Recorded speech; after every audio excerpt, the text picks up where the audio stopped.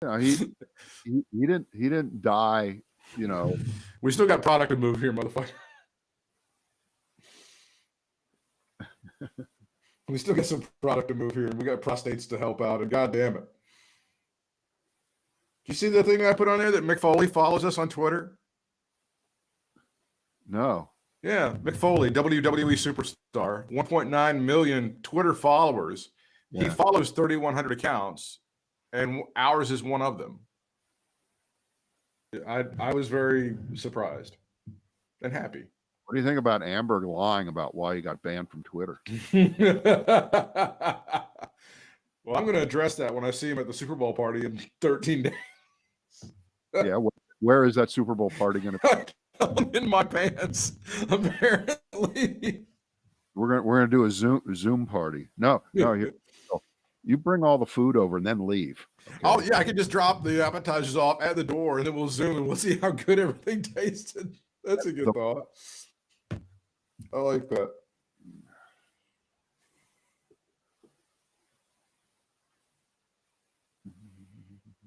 Moxville, North Carolina, for Alex Haley. Hello. Oh, there we go.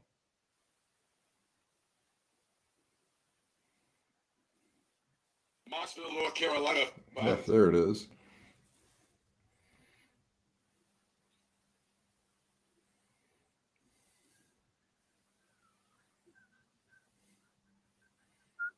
Now, do all those carts with Larry King's greetings on, they still exist in your garage? I threw out the carts. Oh, did you? Well, I might not have thrown them out, except that about 3 or 4 years ago, I had a collapse of the shelves. Oh, you know how you put them into the wall. And, sure. Somehow there was a moment of truth where it got a little bit, how should we say, too heavy. And everything fell down, and included were a couple of these, big cardboard boxes with a couple hundred. And I said, it just doesn't matter. Just no. And I was done with it. That was the end of it. That's all she wrote. See ya. I didn't have those kind of greetings on a card. I did not have. You had several different cards. One of them was Greensboro, North Carolina, and then it had several other cities as it rotated. But yeah, Don and Mike used to play the one where when he was doing the 6 hours, like around hour 5, he was falling asleep in the early days, and he was just mumbling. They used to play that one quite a bit. They used to think that was pretty funny. All right, I'm all shared up. I'm ready when you are. Yeah, hang on. Yeah, it looks good. Okay. All right. Here we go. Ready? All right. It is the Brad and Britt cast, first one for this week, and our first Monday without Donald Trump in 4 years. Man. That's something to be celebratory. Woo. Psychologically, there's just like a whole. I know, like you said, things have not changed. Although I would say that for transgender people that want to defend our country, things may have gotten a little bit better today. That's an up, right? I'll tell you what, these are the reasons that I for my country. It's so bizarre because it's not all I see, but I see a lot of they're bitching about these executive orders and where's the unity? How are you going to promote unity and healing when you're just signing all these executive orders? I think one of the executive orders was to feed people. I think it was to put like food into people's hands so they can, if they're hungry, they can eat. And this one is making it so that transgender people can serve this country and defend this country if they want to. Oh my God, that's awful! Damn you, Joe Biden. Right. It's impeach. This stuff isn't even discussable. It's like the funniest shit. These kind of things were on the line in November. You're right. They were on the line. Yeah. America said it was worth whatever outrage you think things like this might be to get rid of Donald Trump. Because, in a lot of cases, people split their tickets. They voted Republicans, but they voted against Donald Trump. A lot of them wrote in Ronald Reagan or something like that. Sure. Or they voted for Biden. And when you strip away everything, That's what drives Trump and Trump supporters crazy. They cannot accept that, and they cannot say the 5 words, Donald Trump lost the election. Joe Biden fairly was elected. They can't say those 5 words. Did they try to get Rand Paul? Didn't George Stephanopoulos attempt to get Rand Paul to say that the election was lost so he wouldn't do it? And by the way, a lot of people are saying, well, Rand Paul got into a fight on Sunday with George Stephanopoulos. No. Thank you, Rand Paul, for putting out the possibility that you're going to boycott the impeachment hearings because they are illegitimate. They are illegitimate. I say every Republican who feels the same way that Rand Paul should also boycott all of them. And then guess what happens? Remember, the magic number drops every time a Republican says no, because it's the number of senators, 2/3 of them, who must vote of the number who are present. So instead of 17, it's now 16 if Rand Paul doesn't show up. Because again, I ran this through my UNIVAC, and I found what the fuck is a UNIVAC? I found that 2/3 of 99 is 66. It is 66. Yeah. 66 minus 50 senators, Democrat, that's only 16. So you can see what happens.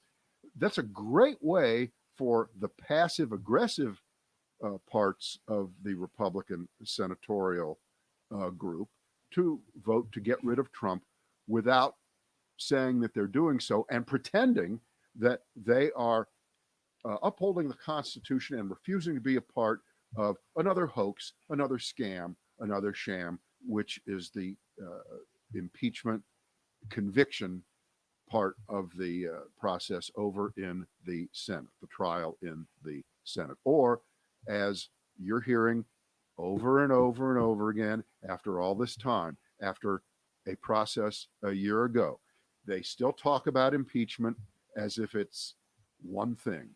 As if, they will say, you'll hear phrases like, well, Donald Trump shouldn't be impeached for what he didn't do anything. And of course, he's already been impeached. Impeachment happens in the House.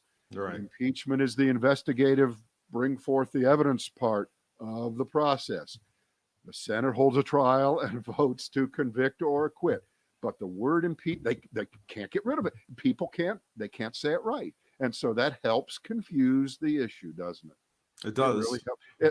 It's as if, I guarantee you, if you polled the American people and then did the old but of Republicans, what percentage, and said, has Donald Trump been impeached twice? A huge majority of Republicans said, well, no. No, he hasn't. No, of course not. Of course not.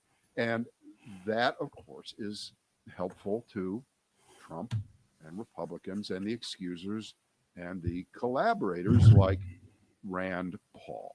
So it's amazing the number of people who were, they apparently were appalled by the insurrection. They've agreed that having people storm the Capitol building and try to lynch members of Congress is a bad thing, but they just don't really feel like anybody should be held accountable for it. It's very odd. Well, it isn't a question of being held accountable. It's odd. Help me out. Donald Trump is being held accountable, they would say. Mm-hmm. He is now the ex-president. He was not reelected. Oh, that's it. He has been punished in the court of public opinion. He has suffered enough. His brand has been diminished. He may have trouble paying his bills. He may be subject to legal issues in so many different areas, and impeachment, then conviction after he is no longer president. That's a bridge too far. And how are we going to have unity in this country if Democrats go forth with this particular exercise? That's just that is the wrong thing to do, and that proves that Joe Biden was completely insincere on Inauguration Day when he made because unity, remember, unity is now let Donald Trump go. That's what unity means now. Anything less, then no trial in the Senate, and certainly anything less than acquittal is a slap in the face to the idea of unity. And I think that we should just banish that word. If we're going to do cancel culture, let's just banish the word unity. Let's not pretend. It's a pointless word at this moment. There will be no unity. It would be as if in 1862 Jefferson Davis made a speech and said, "What is wrong with Abraham Lincoln?" That's right. That's so true. Because remember, we're not even 3 weeks past the most violent insurrection and attack on the federal government of the United States of America since 1861. That's true. Right. And the idea that you're supposed to put this behind you, pretend it didn't happen. I have a new title for it. I call it Deplorable Republican Political Cognitive Dissonance. The ability to look completely through and beyond not only a threat to the United States of America, to the Constitution, to the idea of law and order, but death threats to you, your person. You almost died because of what happened 3 weeks ago. If it wasn't for a combination of luck and some courageous moves by some of the Capitol Police, in particular, that guy who led the people running up the stairs the wrong way on purpose to keep them away from the Senate, we would have multiple casualties and deaths right now. Who knows how many it could have been? It could have been hundreds. We don't know. And to look the other way and pretend that didn't happen and still be, and again, you got to strip it all away, get back down to the basics. These Republicans, they're afraid of the voters. They're afraid of Republican-based voters all across the country. They're afraid of being primaried by someone even crazier than they are. I want you to put a pin in that. Put a pin in that for a second. Are they afraid of those people not supporting them, or are they afraid of being murdered by those people? Pick one. either one is a horrible. Because I know to a lot of people they are equal. Remember, to that, apparently they're equal. A couple of weeks ago, you would, you're just God. You're being hyperbolic, and you're calling them savages, and that's so unfair. But they were bloodthirsty and went to the Capitol not to knock on the door and try to sell Girl Scout cookies. They were trying to hurt people. I don't know if you said they've had some magnificent breakdowns of this stuff, and I saw the one in the New York Times that shows that Ashley woman getting shot by the Capitol police officer, and it's very graphic and it's awful to watch. But you see that these people were not like, let's just try to put a little fear of God in them. No, they were going to hurt somebody, and there was a true mob mentality that was going on there. So these people who are afraid of running afoul of the Trump voters, the Trumpistas, the MAGAs, whatever we're calling, they could possibly be afraid of getting shot and having their families killed. I mean, that's a very legitimate fear right now. And part of the irony of that is that they helped stoke that fire, right? Yeah, I mean, you got nothing on when you say that. You got nothing there because you did start the fire, and the rest of us are not going to sit back and say that you have a legitimate grievance here because you're afraid of your life because of the mobs that you stoked, the insurrection that you helped along, the planning of it that you probably may have known about and looked the other way, and the plotting, apparently, in some cases, with the president to help overturn the election results of November 3rd. And there are lots of little delightful nuggets that keep falling from the sky regarding that, which we can talk about later. But as far as that woman who was shot, Yeah. um, of course, she's now a martyr, right? She died in service to what? Well, this is Uh, the police brutality apparently that they care about. This is right, right. Well, this is I have 3 words for anybody who would go beyond what your parents might have told you. You shouldn't be in the wrong place at the wrong time, or you could get in trouble. You need to think a little bit more about who you pick as your friends. All the things your parents told you, everything you learned in kindergarten turns out to be correct. But I have 3 words for this situation in defense of the Capitol Police. Stand your ground. Is a Capitol police officer Is there a not castle? allowed? Is there a castle doctrine with the Capitol? Right. Yeah. Well, it wasn't his individual home. Not it per doesn't se. apply, right? Yeah. Yeah. So the people who think that in Florida, if you're standing outside of a 7-Eleven and you see a black guy and he looks at you, you're allowed to kill him because you are afraid for your life, and the stand your ground rule must apply. You were afraid.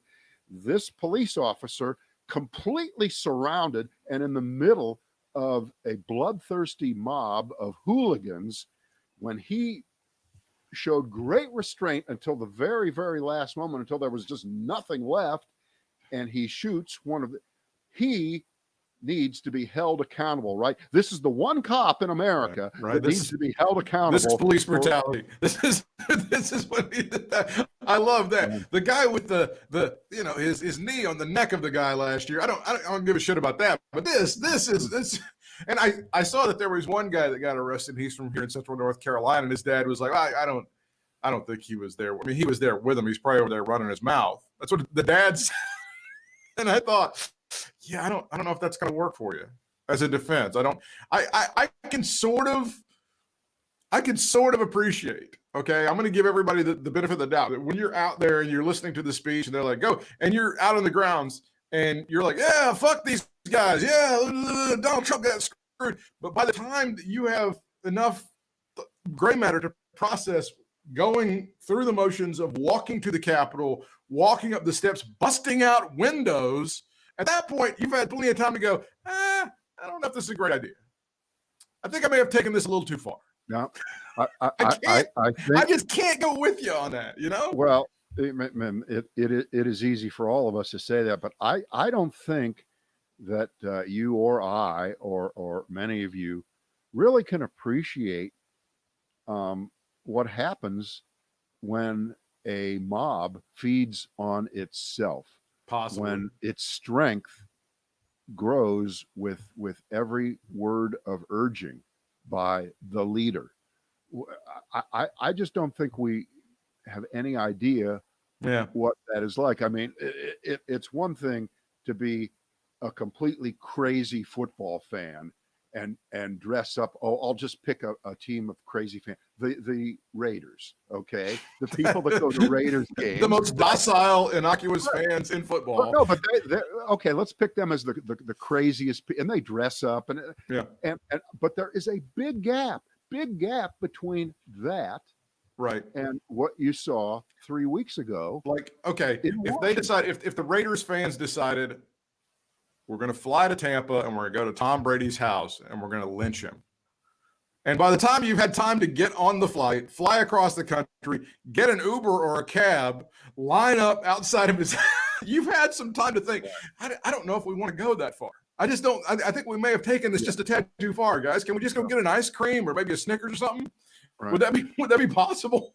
Right. That's what I don't get. That's part of the whole, and it's, you can't label all of these people as being savages. And it's just, all of that is just, it's beyond the pale with me.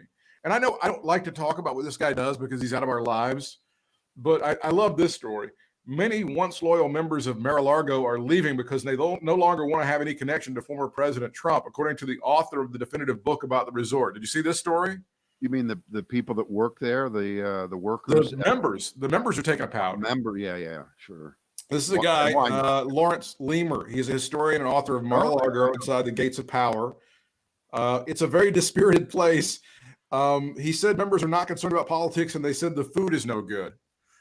Lemur said he spoke with a number of former members who silently walked out after Trump left office. Hold it. Time out. Yeah, that's funny because remember, I think through all of this, it's been said and written about many times what a marginally trashy place it was, what a second-rate club it was, that there was really nothing about it.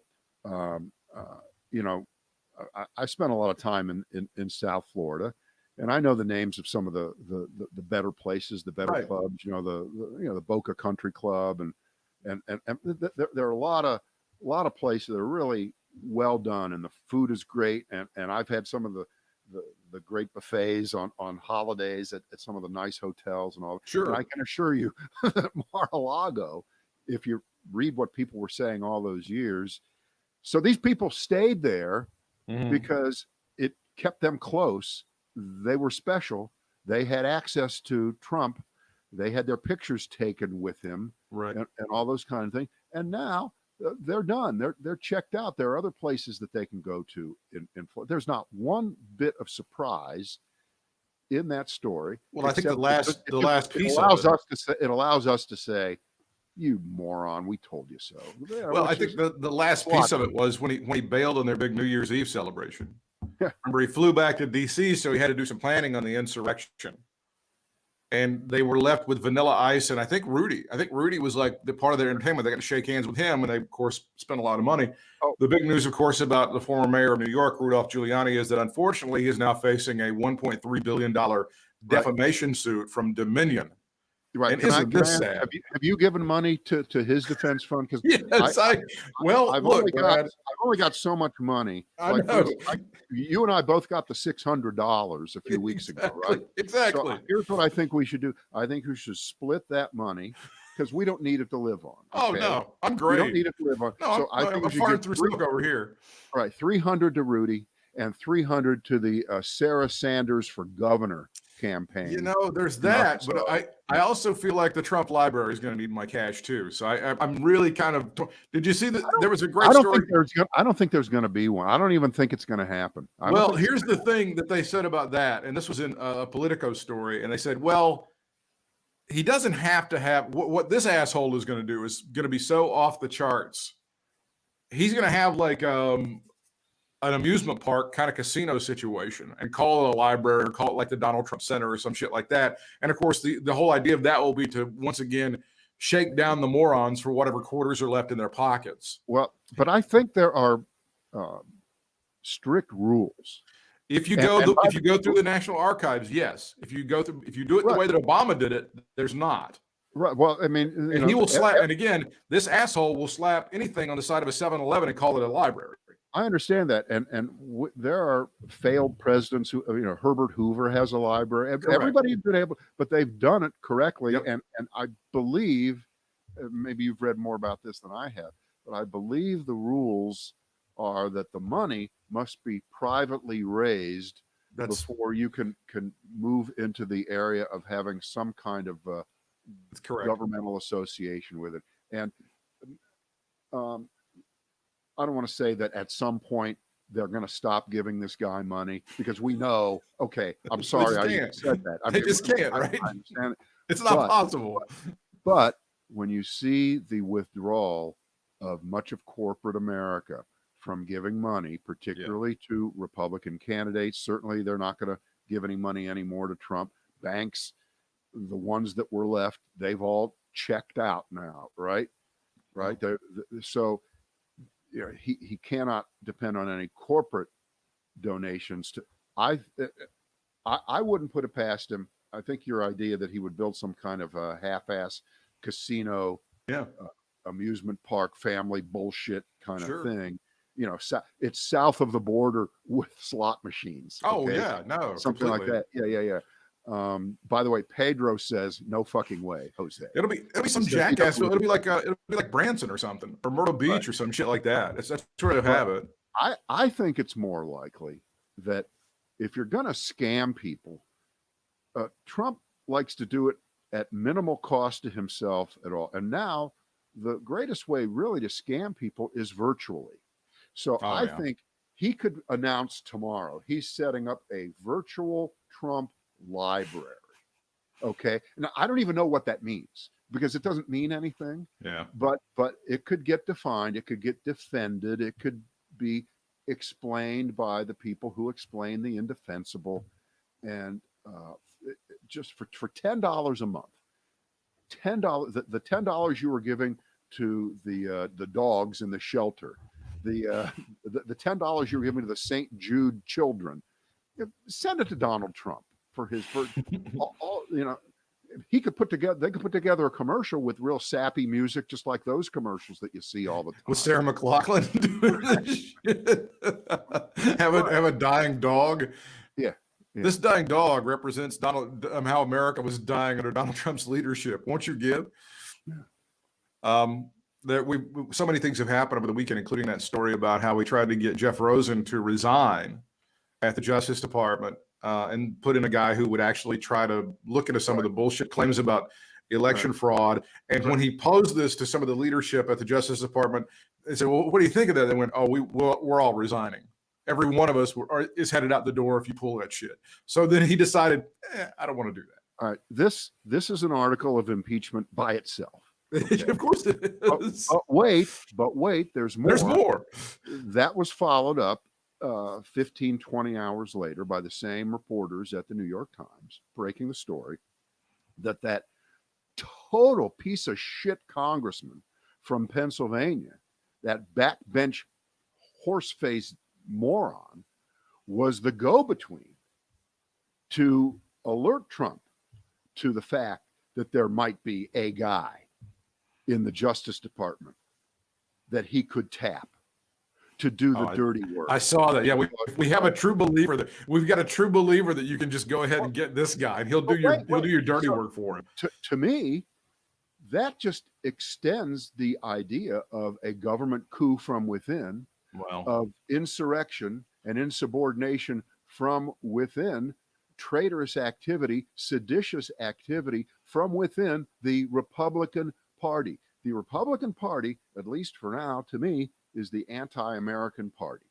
They are absolutely the anti-American party. They have no interest in the traditions and norms and the limits of the Constitution and following it to keep our government and keep our country running in the same direction, at least legally, that it has been for 240 some years.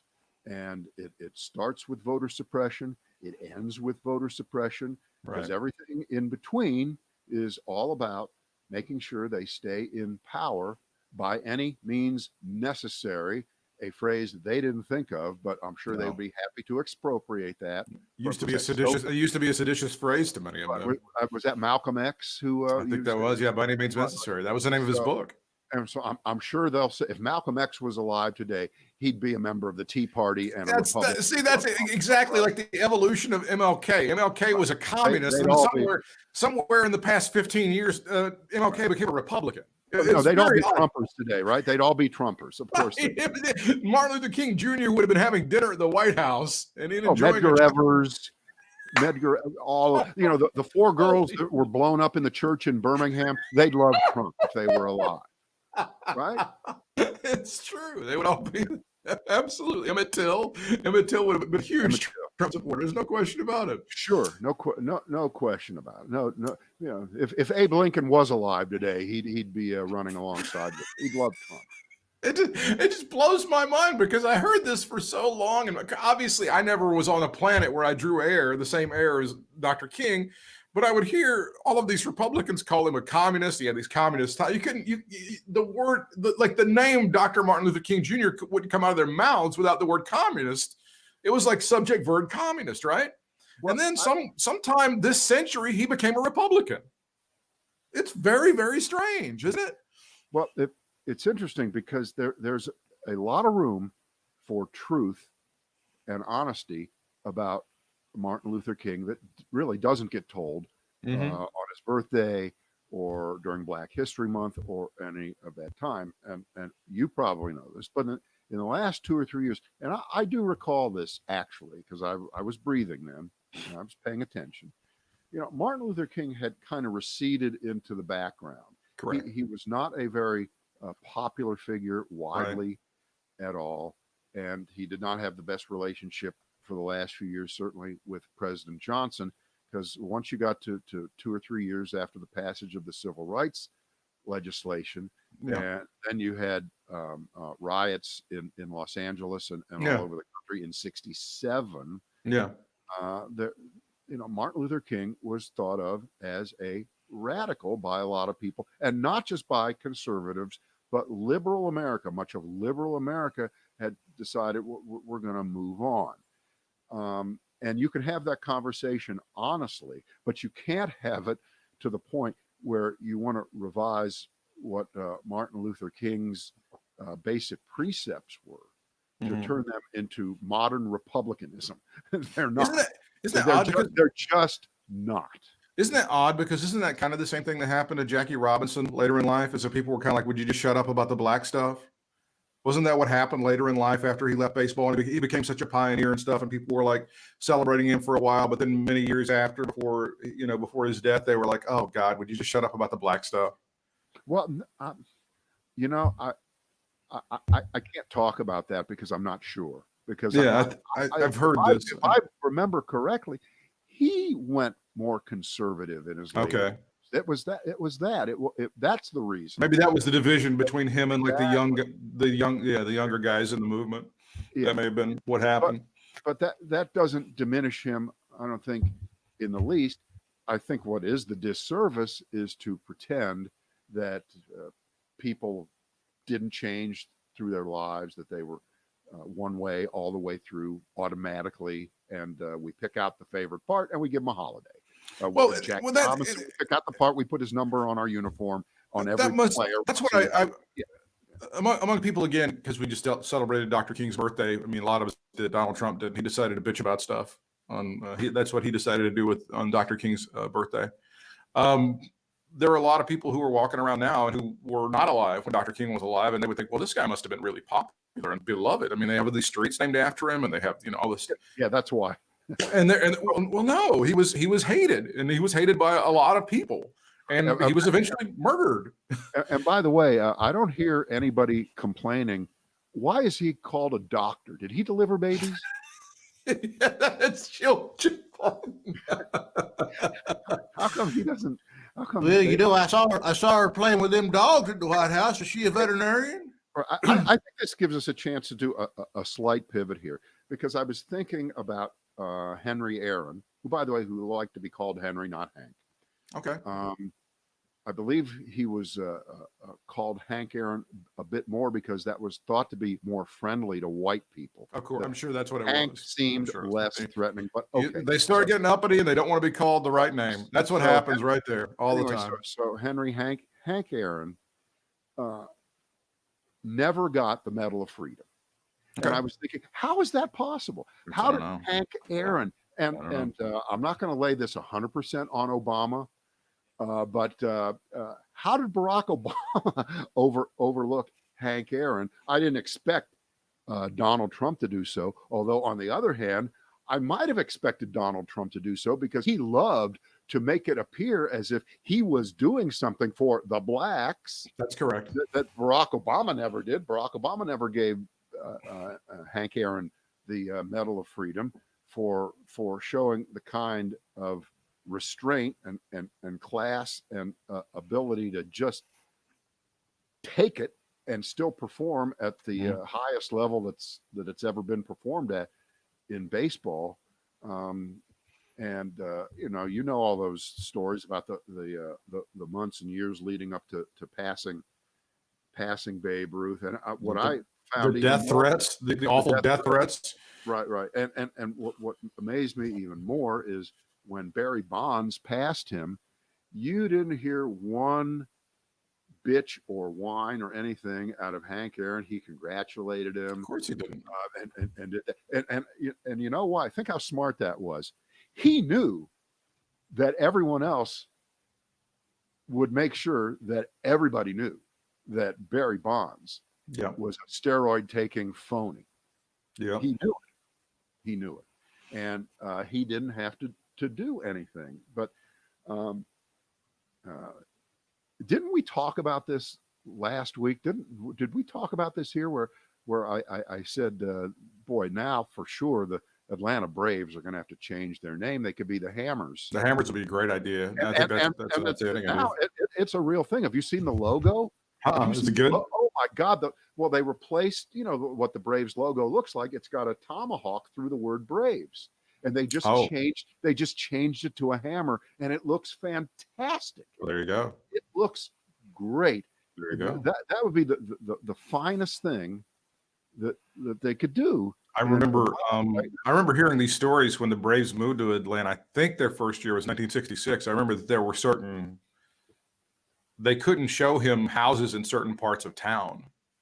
There were certain, even as like the big superstar that he was, there were certain parts of town where he wasn't allowed, they weren't allowed to show him certain houses and stuff because, they weren't allowed to live there. I mean, you could make an argument because of the sweep of history and the years that he starred in Atlanta, that he may have done more for the image of Atlanta to move it into that's interesting. What you think of as the new South than anybody. That's an interesting thing because I know that, when you think about him, that was a huge step forward for them, and just getting onto the world stage and then all that stuff.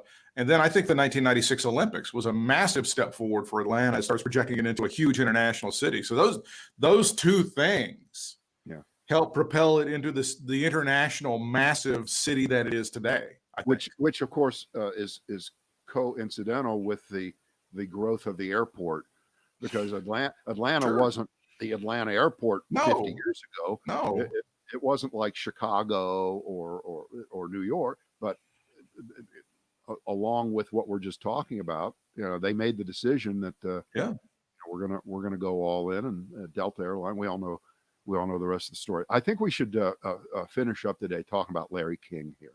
The great Larry King, who left us over the weekend. Yeah, very sad. And we'll have a little bit of fun with this, and I think he would not be offended at all, because at one level, to me, the genius, the utter genius of Larry King in terms of living the dream as a broadcaster that few, if any, people ever could even dream of achieving, is that he managed to fake it all the way through, and he admits it. Yeah, he never hid it. He never said, "I know more than the guest. I'm the most prepared person. I know every answer before I ask the question," which is usually no more than 3 words. Why'd that happen? Okay. He admitted that, and that was his style, and no one would dare try to duplicate it. No. You couldn't do it because you would get kicked off of your radio station. You'd never be able to get a gig if your reputation was never prepares for the show, walks in there every day, cold, and just starts asking questions. There really was only room for one guy to do that. And because he started doing it so early, as a late teenager, early 20s, whenever that was, in Miami, Florida, at Pumpernicks Deli, and Bobby Darin walked in. He always talks about Bobby Darin as his first celebrity interview. And by the way, everything that Larry King has said that is part of the repetitive biography that you've been seeing the last 4 days, much of it, when examined, very often was bullshit. Okay? Oh yeah, there's quite a bit of fiction in there. Yeah, the stories he tells, but he was such a great storyteller. You didn't care that it was probably bullshit. The Sandy Koufax story was bullshit. Wasn't there like the Carvel ice cream story? Bullshit. It doesn't matter though. No, he could have been a stand-up comedian, obviously, because of that delivery. He was just that good. So I admire him all the way. I do. Well, I think there was he as far as the discipline of doing radio, and there's a lot of people who experienced Larry King that never heard that radio show. It was a really good radio show. He did very well on that show, and it's because he was seeped in that tradition and he was schooled in that. It was a very specific skill set. it's dead now because radio is dead. There's nobody doing that shit anymore. And he was, that show, that overnight show, and the freedom that he had to kind of go nuts and do stuff established him as like one of the best at whatever it was that he did. You're right. There's nobody else that's even close, I think. But when he was engaged and when he was on, he was a fantastic interviewer. He could get stuff out of people that other people couldn't get. He did, and I agree with you times three that the skills that he had, because remember, he doesn't go on CNN till 1985. So Right. that's 35 years ago, and he died at 87. So he's 52. He was Right. 52 when he started. Older than I am now. Right, older than you. Older than me. Exactly. And so he had 30 years of radio experience, and he had been on TV a lot locally in Miami. Right. So he didn't just show up on CNN overnight. Now I know a lot of people across the country, thought, "Oh, this is a new guy. I don't know who he is." And I wasn't up at 1 a.m. I didn't hear his radio thing on the Mutual Broadcasting System. And now I'm Fred Lowry. It was great. But those skills that he had were remarkable if he had never done TV. Yeah. If he never did that television show, Right. he still would have been a broadcast legend. Right. And like a lot of people who are really, really good on radio, it's easy to transfer to TV if you're really good. And someone like Howard Stern, I mean, they're all good on TV. Now, it doesn't work in reverse. No, it there doesn't. are a lot of people who, if they only done TV, they find out just how hard radio is, because there is no net and you got to have something to say. And in the case of Larry King, he didn't have to have that much to say once he started on TV. He would be the first one to admit it. I heard him say, it was easy. I walked in there every day and I didn't prepare anything. And at a certain point, it was just because it was the Larry King show, you were just tuning in because Larry was like having a gallon of milk in the refrigerator every day that never ran out. It was always going to be there. He was comfort. Now, in the last 10 years or so, when he started to lose his fastball and it got a little bit more absurd, and they tried some stunts like splitting the show with guests. They'd have one serious guest and one tonight, Henry Kissinger, then Tammy Faye Baker, or tonight it's a former Secretary of State Madeleine Albright and Carrot Top for the full hour. Exactly. They would split the show. Well, you always had this joke. It was always like when somebody would die, like George Harrison dies, and they would have somebody on to talk about George Harrison. Eric Clapton. You have to have 5 people. It's always one of them always has to be Regis. Okay. It has to be Regis. Eric Clapton on George Harrison. So Eric, why was he so great? It didn't matter who it was. Whoever died, it was for Sinatra. But why was he so great?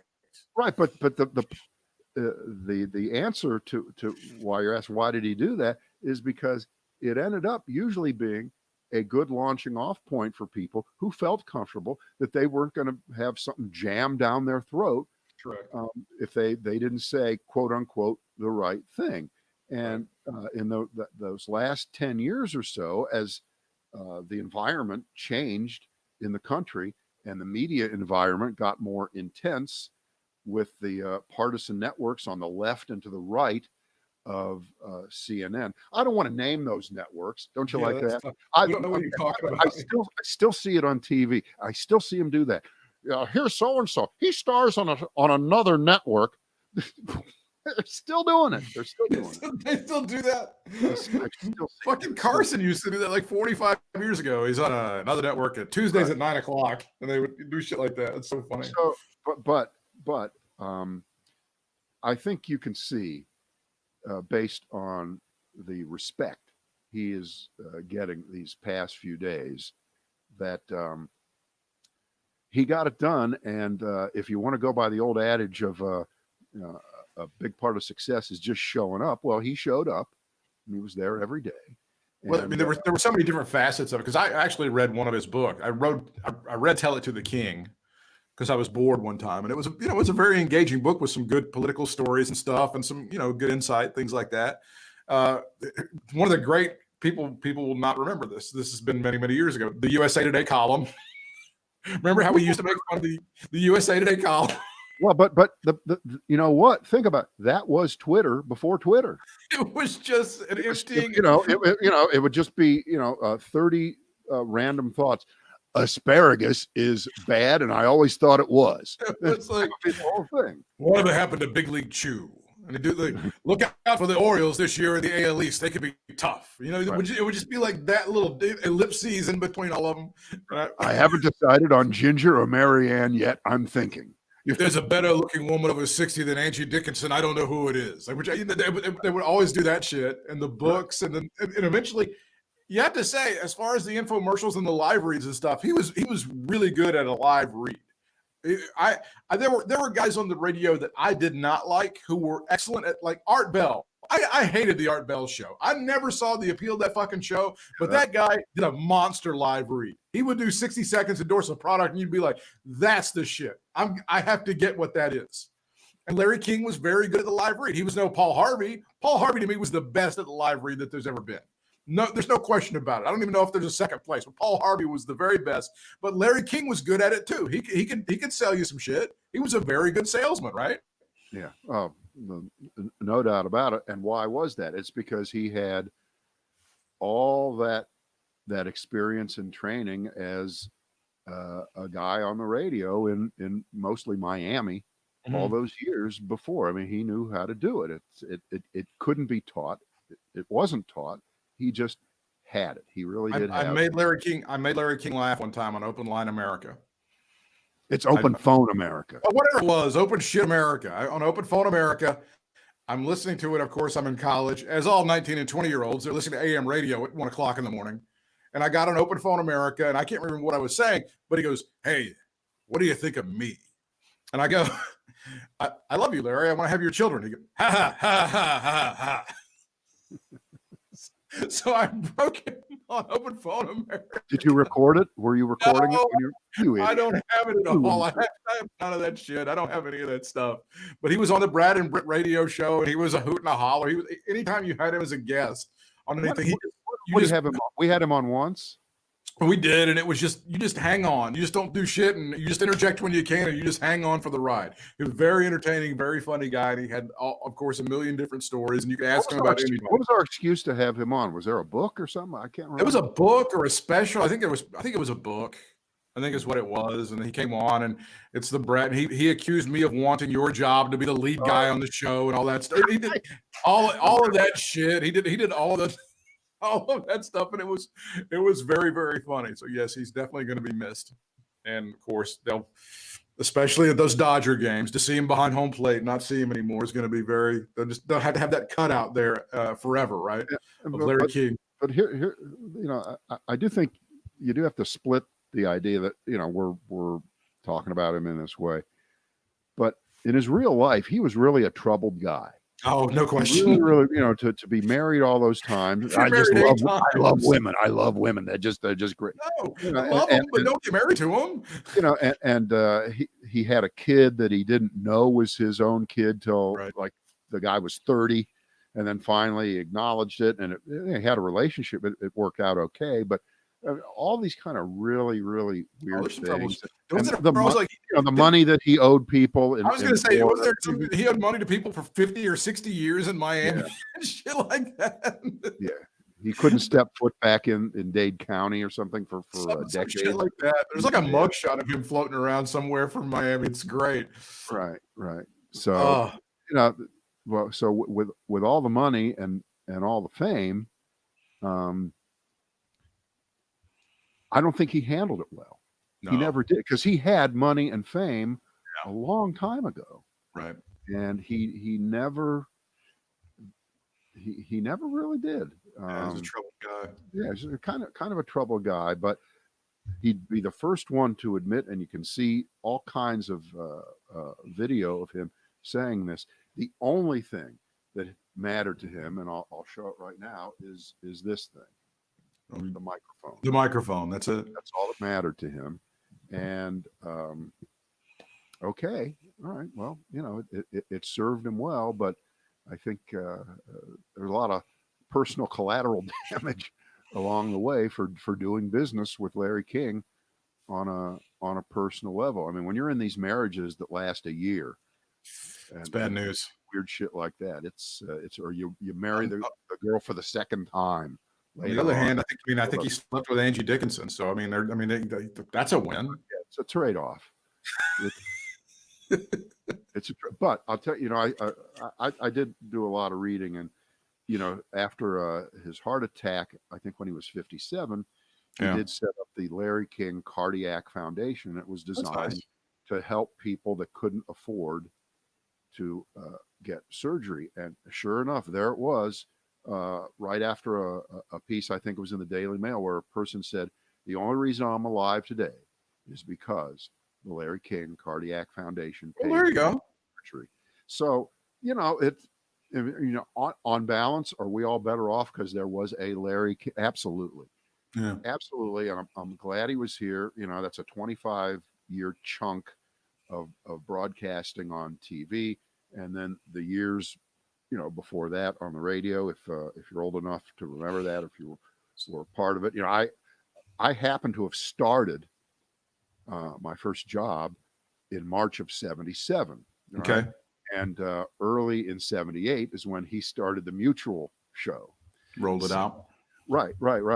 So I got off the air at 3 a.m., got in the car, and there was Larry on WBNS. Right. Now sports, but they ran his show. They were one of the original affiliates of the Larry King Show. And it was like a fresh thing, right? It was like a fresh thing on the radio. Well, because I would the time I was able to listen was only the open phone segment. I didn't hear the interviews. So the open phone segment was unbelievable because nobody was doing that. And for all that you hear on radio now, with almost no exceptions, the calls are screened. Somebody answers the phone and then they go on the air. Not on the Larry King Show. You get in, you get on, right? I remember one night specifically when I was listening to the show back when it was on WKW, and some guy called in, was trying to do an abortion thing with him. So of course he hangs up on the guy. The guy calls back and he goes, "Larry, I'm a little fetus. You just killed me. How do you?" And the guy goes, "Why did you do that?" And Larry goes, "Well, I just talked to God, and he said you're not." So he just hangs up on the guy again. Right. Do you remember the Portland Laugher? I do remember the Portland Laugher. This is a guy.